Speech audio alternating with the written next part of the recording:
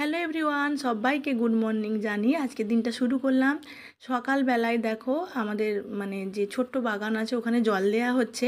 তো সেখানে আমার ছেলে খেলছে সামনেটায়। আর সকালবেলায় বাগানে না এসে থাকতেই পারি না, মনটা একদম ফ্রেশ হয়ে যায়। সামনে এখনও কুয়াশা ভরে আছে, দূরের দিকে তাকালেই বুঝতে পারবে। আর দেখো গাছগুলো কত সুন্দর, কত সবুজ, তাই না? সবুজ জিনিস দেখলে কার না ভালো লাগে বলো। আর এখানে পাইপ দিয়ে জল দেওয়া হচ্ছে, মা দূরের দিকে জল দিচ্ছে। আর এই জায়গাটায় না পাইপটা কোনো কারণে ফুটো হয়ে গেছে, তো ওখান থেকে জলটা বেরোচ্ছে বলে আমার ছেলের কি আনন্দ, ওখানেই খেলতে শুরু করে দিয়েছে, জলে হাত দিচ্ছে।